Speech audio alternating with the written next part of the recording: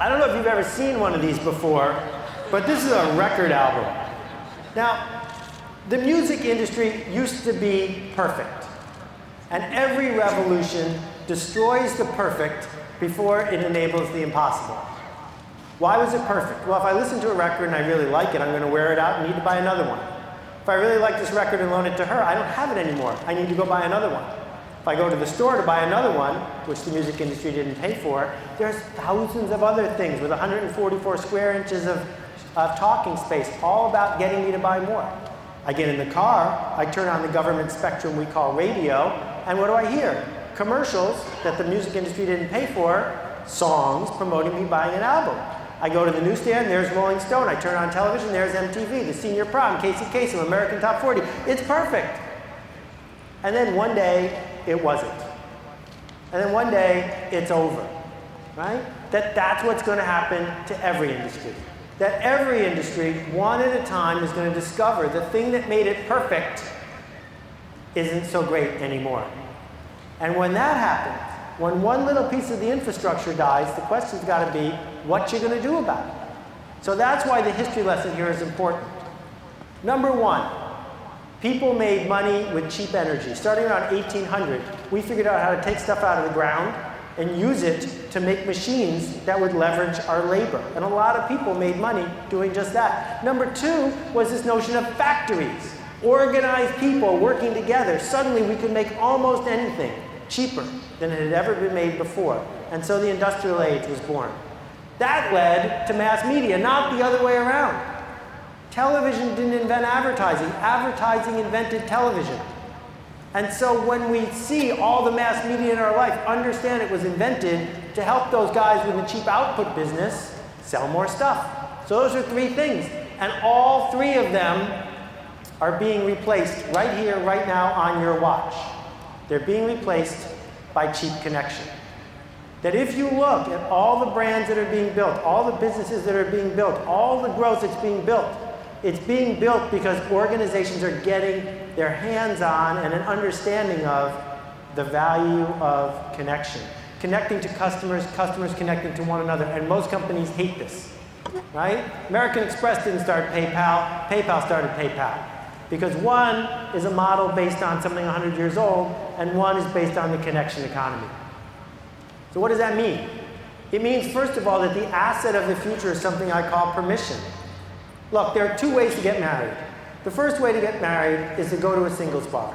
Walk up to the first person you meet and propose marriage.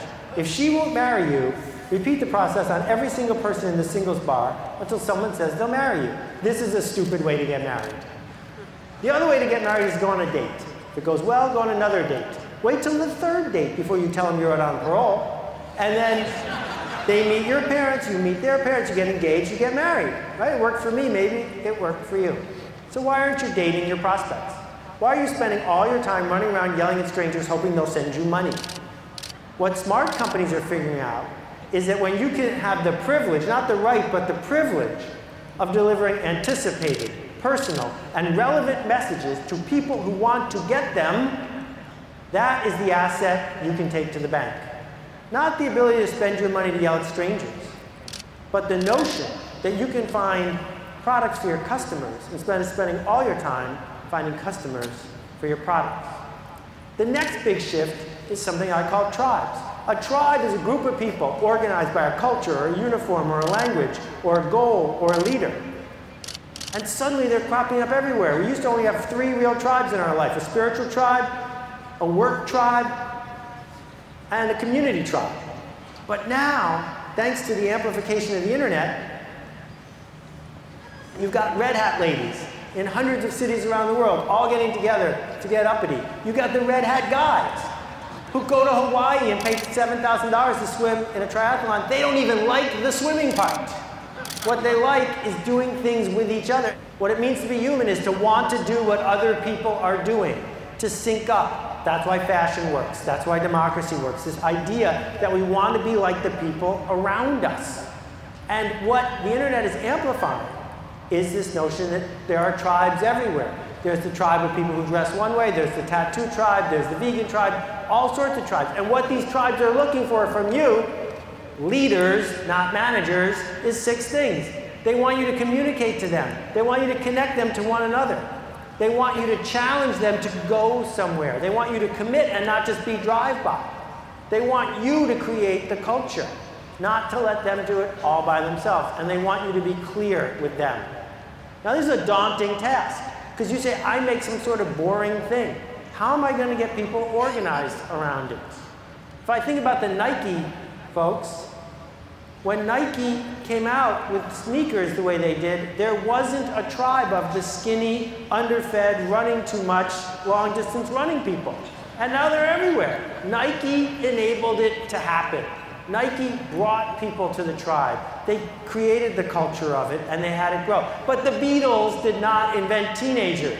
They just showed up to lead them. Bob Marley did not invent the Rastafarians. He merely showed up to lead them. And so you need to look at what you make, and if it's boring, please understand you're not going to grow anymore. If it's dull, if it's a commodity, we're going to treat you like you make a commodity. But if you want growth, if you want to count, if you want people to miss you when you're gone, then you have the obligation to step up and not manage your people, but lead them. Managers are people who try to get done what they got done yesterday, but a little cheaper and a little faster. Leaders don't know how to do it, but they're willing to work with their tribe to get to a place they all know they want to go. Do you know how many people want your seat? How many people want the trust you have, and the leverage you have, and the pay you have, and the education you have, and the ability to influence things you have? Your job isn't your job. Your job is a platform. It's a platform to do art. It's a platform to make mistakes. It's a platform to lead. It's a platform to do something that matters. So you can look at the economy, you can look at the death of the industrial age, you can look at everything falling apart, and you can say, it's over. Or you can say, this is the opportunity of a lifetime. Because yeah, I am capable of making art and giving gifts and leading and connecting and shipping and making a difference. I am capable of doing work that would cause me to be missed if I stopped doing it, not just be an interchangeable person on an assembly line. I can, yeah, poke the box, go out there and fail. So if you go home at the end of the day and someone says, how was your day? And you say, fine, you are a manager, congratulations. Because leaders never have a day that's fine. We have emergencies, we have bad days, we have wonderful days, we have days where we made a difference. Somewhere in this room, and I'm hoping a lot of places in this room, there's someone who's going to change everything. Someone who's going to stand up, someone who's going to make a difference, someone who's going to bring passion to work. And I hope it will be you.